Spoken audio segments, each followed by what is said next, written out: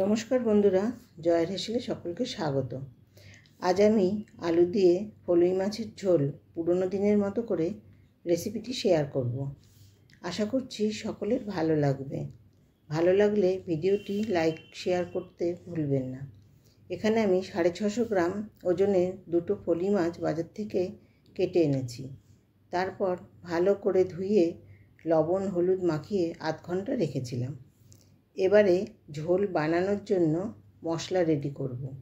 নিলাম ছোট চামচের 2 চামচ গোটা জিরে, 1 চামচ গোটা ধনে, একটা তেজপাতা ছোট টুকরো করে নিলাম দুটো গোটা শুকনো লঙ্কা, 4টে কাঁচা লঙ্কা, আর নিলাম হাফ চামচ পরিমাণে লবণ দিয়ে বাটলে মশলা খুব তাড়াতাড়ি বাটা হবে এবং সুবিধে হবে।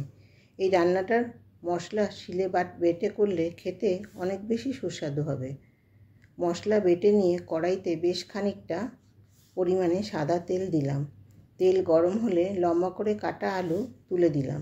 আলুতে দিলাম হাফ চামচ পরিমাণে লবণ আর হাফ চামচ পরিমাণে হলুদ। এবার কিন্তু আলুগুলো লাল করে ভেজে তুলে নেব। এই তেলে মাছগুলো ভাজতে থাকবো।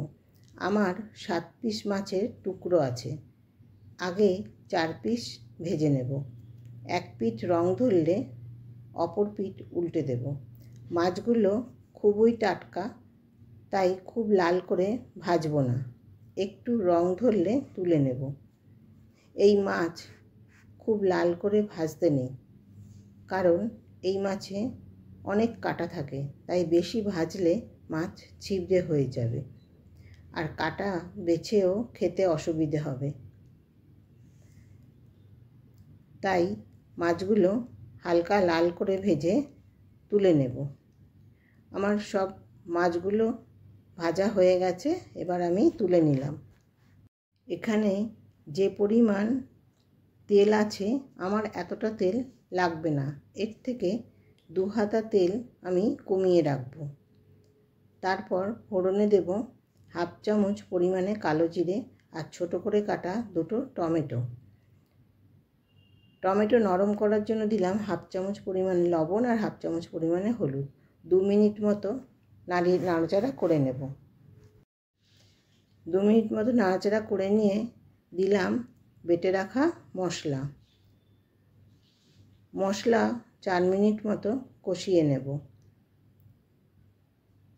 নাড়াচাড়া করতে করতে মশলার বাটি ধুয়ে সামান্য জল দেব।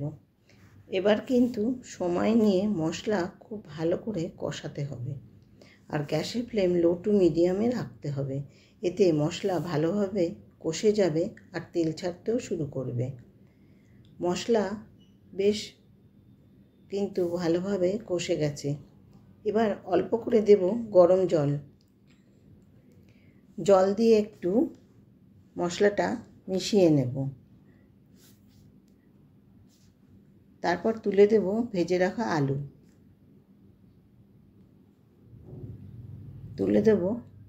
রাখা আলু দিয়ে আরও মিনিট 4 মতো সময় নিয়ে কষিয়ে নেব। তারপর দেব আগে থেকে রেডি করে রাখা গরম জল পরিমাণ মতো। এটা যেহেতু ঝোল হবে, তাই জল বুঝে দিতে হবে। যতটা ঝোল আপনারা রাখতে চান সেই পরিমাণ মতো দিয়ে দেবেন। খুন্তি দিয়ে একটু মিশিয়ে নেব। তারপর ঝোল ফোটার জন্য অপেক্ষা করব। ঝোল ফুটে গেছে, এবারে ভেজে রাখা মাছগুলো তুলে দেব। তারপর খুন্তি দিয়ে মাছগুলো একটু ডুবিয়ে দেব। এতে মাছের ভেতর ঝোল খুব ভালোভাবে প্রবেশ করবে আর ভালো করে সেদ্ধও হয়ে যাবে। এরপর ঢাকা দিয়ে 7 থেকে 8 মিনিট হতে দেব।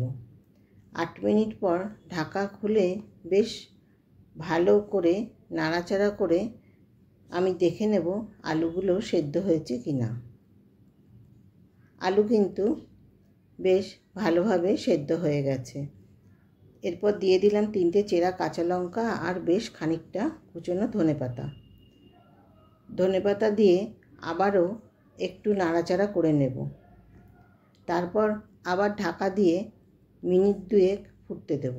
এতে কাঁচা লঙ্কা আর ধনেপাতার ফ্লেভার খুব ভালোভাবে ঝোলের সাথে মিশে যাবে, খেতে অনেক বেশি ভালো হবে। এবার 2 মিনিট পর ঢাকা খুলে গ্যাস বন্ধ করে দেব, আর ঝোল ঠিক এরকমটাই রাখবো।